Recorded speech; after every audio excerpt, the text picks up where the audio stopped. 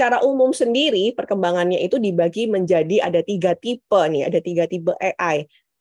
Dari perkembangan-perkembangan yang ada. Yang pertama kita sebutnya ANI, ya ini kayak nama orang ya, ANI, AGI, ASI ya. ANI itu Artificial Narrow Intelligence. Narrow artinya sempit ya Bapak Ibu ya. Tipe yang pertama ini tipe Goal-Oriented Intelligence, artinya dia ini AI dengan satu tujuan. Misalnya nih kita menggunakan Canva, AI di Canva untuk membuat presentasi, begitu ya. Atau kita menggunakan image recognition yang ada di Google Search. Nah, itu juga goal-oriented intelligence, mencocokkan begitu ya.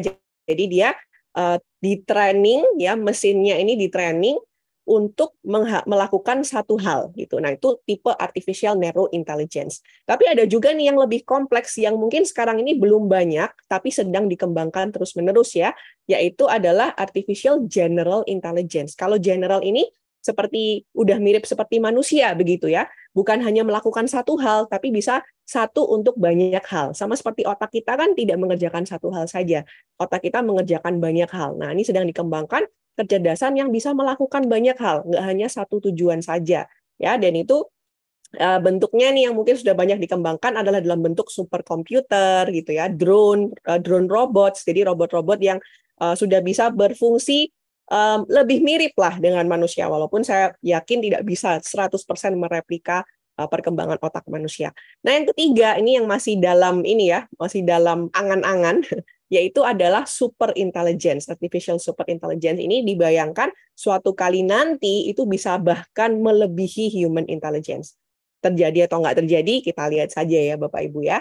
Nah, dari perkembangan itu semua sebenarnya artificial intelligence itu bergerak dalam ini ya, skopnya itu ada atau proses pembelajarannya itu terbagi dalam 3 ini Bapak Ibu sekalian.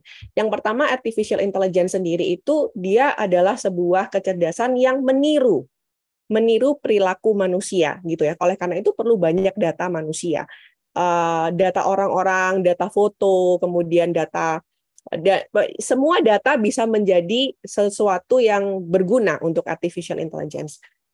Contohnya aja ya Bapak Ibu sekalian ya, kalau Bapak Ibu ini sekarang suka scrolling sosial media, kemudian kalau kita lihat satu iklan gitu ya di Instagram atau di TikTok, kita lihat satu iklan tentang baju gitu.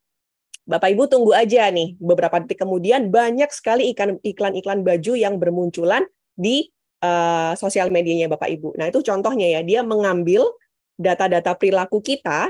Kemudian dilihat, oh Amel ini kalau kemarin ngeklik iklan baju 2 kali, dikasihlah iklan baju. Dia nggak ngasih iklan yang lain ya, nggak ngasih iklan mobil, nggak ngasih iklan laptop, karena nggak ngeklik itu. Tapi sekali lagi kita ngeklik, dia akan terus nih kasih kita, di feeds kita itu akan keluar sama seperti apa yang kita lihat. Nah, dia juga membaca nih berapa detik saya lihat satu postingan. Kalau saya lihat postingan tentang memasak itu kira-kira 10 detik, kemudian kalau lihat yang lain itu cuma 1 atau bahkan kurang dari 1 detik, maka dia akan lebih mempromosikan iklan-iklan atau konten-konten yang berbau memasak gitu nih. Itu makanya Bapak Ibu, apa yang kita lihat, apa yang murid-murid kita lihat, itu akan makin lebih sering bermunculan dalam sosial media mereka. Karena lamanya mereka melihat itu menjadi data yang disimpan, kemudian diolah oleh artificial intelligence sehingga menghasilkan iklan-iklan yang customized gitu ya, sesuai dengan penggunanya. Nah itu, jadi artificial intelligence itu meniru. Machine learning kalau udah yang tipe yang lebih dalam lagi ya, ini lebih core lagi, itu sudah lebih keren lagi nih, dia mengambil data-data statistik sehingga dia bisa meningkatkan kemampuan dari artificial intelligence itu sendiri. Nah, data-data bentuknya seperti apa aja nih untuk yang tipenya machine learning? Contohnya itu ada voice recognition, contohnya ada speech recognition. Mungkin teman-teman di sini juga ada yang menggunakan nih, mengetik sudah nggak perlu lagi pakai jari ya, di keyboard kita udah bisa langsung ngomong, kemudian dari Google Docs aja itu udah bisa mengidentifikasi, kemudian menghasilkannya jadi ketikan. Nah, itu dari mana kok bisa? Itu dari data-data orang kalau baca, kalau bilang laptop gitu, suara saya, suaranya Mbak Rere, suaranya siapapun itu udah banyak ya kalau kata-katanya laptop. Kemudian kalau ada orang yang bilang laptop, dia akan recognize ya, mencocokkan datanya. Oh, ini yang dibilang maksudnya laptop. Jadi mau saya yang ngomong itu dari Jakarta, dari Medan, dari Sunda, dari mana dengan logat-logat kita, dia bisa recognize gitu. Karena data yang dia punya itu sudah banyak sekali gitu ya. Nah, itu contoh-contohnya nih Bapak Ibu ya. Jadi machine learning itu sudah pakai banyak data dan pakai sistem statistik ya, termasuk tadi ya rekomendasi dan lain sebagainya. Itu data-data yang masuk menjadi sesuatu yang lebih personalized, yang lebih customized. Kemudian ada yang lebih canggih lagi yang namanya deep learning. Kalau deep learning ini bukan hanya dia mengelola data dan mengeluarkan atau menarik dari data yang sudah ada.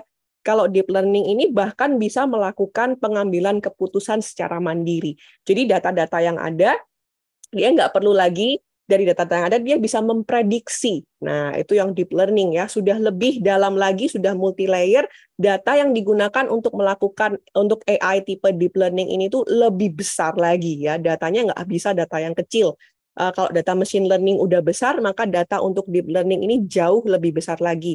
Jadi dia bisa mengenali nih, bukan hanya image recognition, dia juga bisa image analysis gitu ya. Bukan hanya mengenal, bisa menganalisa juga gitu. Nah, itu bentuk-bentuk yang ada di bentuk-bentuk learning yang dilakukan oleh AI. Termasuk sebenarnya Bapak Ibu kalau menggunakan filter di TikTok itu juga ada unsur AI-nya gitu ya. Jadi dia merecognize wajah kita, kemudian memberikan apa namanya filter tambahan gitu ya, yang kira-kira sesuai lah dengan wajah kita gitu ya. Mungkin Bapak Ibu juga pernah nih nyoba-nyoba ngetren-tren yang ada di TikTok ya. Kalau wajah saya diubah jadi wajahnya orang Eropa, jadi seperti apa sih? Nah, kalau wajah saya dibuat jadi 50 tahun lagi lebih tua, gimana sih wajahnya? Nah, itu contoh-contohnya ya Bapak Ibu ya, penggunaan AI, bahkan sudah ada sehari-hari pun itu kita gunakan gitu.